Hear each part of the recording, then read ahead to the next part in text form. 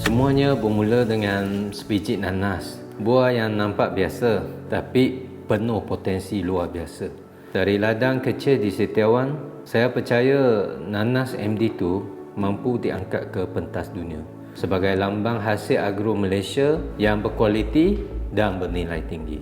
Nama saya Ting Tai Fook, pengasas Manjung Naluri Sendian Berhad, usahawan di bawah Program Pembangunan Produk dan Penjenamaan 2P di bawah KPKM, Kementerian Pertanian dan Keterjaminan Makanan.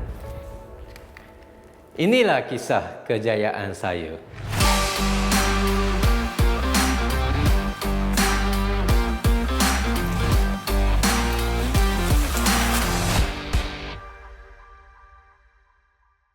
Sekarang saya berada di Pusat Pertanian Lekir dekat ladang nanas MD2.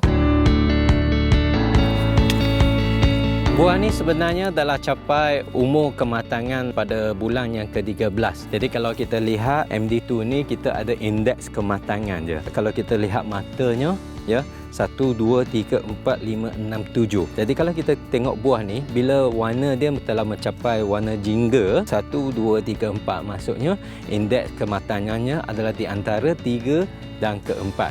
Jadi buah ni adalah paling sesuai dimakan secara segar.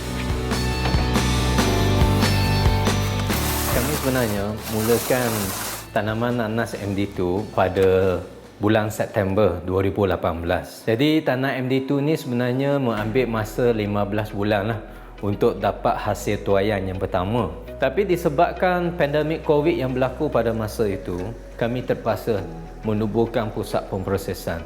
Sebab buah hanya boleh tahan paling lama 2 minggu. Masa tu saya tak tahu banyak benda tentang formulasi dan teknologi makanan. Tapi bila saya dengar tentang program 2P yang di bawah KPKM, saya tahulah ini peluang saya untuk belajar dan ubah perniagaan ini jadi sesuatu yang lebih besar. Selepas kami berjumpa, pihak Madi telefon minta untuk datang berbincang dan mereka memperkenalkan konsep produk inovasi baru iaitu granola.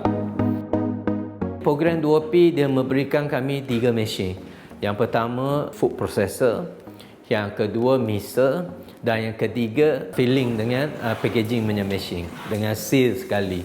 Jadi dia memudahkan kerja-kerja staf lah syarikat dan dia menjamin kualiti produk granola kita ni.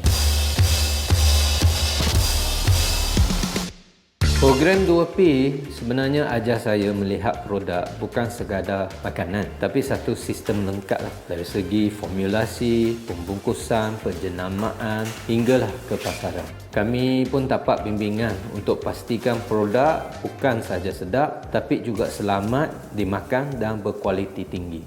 Pusat pemprosesan kami sebenarnya telah dipersijilkan ISO 22000 GMP Good Manufacturing Practice. Kami juga ada MyFoodTech mesti dari Kementerian Kesihatan dan daripada JAKIM juga kami telah mendapat pensijilan halal. Dulu jualan kami sekitar 70,000 setahun. Tapi tahun 2024 sales kami meningkat ke RM280,000. Itu satu peningkatan yang sangat besar untuk syarikat kami. Nak jadi usahawan agro makanan ni bukan susah. Sebab masa depan adalah tentang makanan. Jumpalah dengan pegawai-pegawai agensi kerajaan dan dapatlah bantuan mereka. Jangan malu sebab ada banyak bajet untuk usahawan-usahawan dalam bidang agro makanan. Jadi ambillah peluang itu.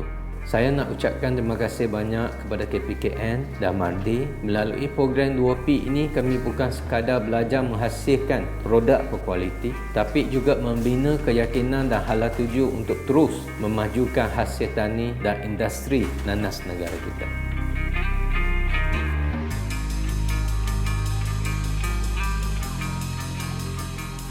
Inilah mesin filling dan juga packaging yang diberikan oleh KPKM kepada kami.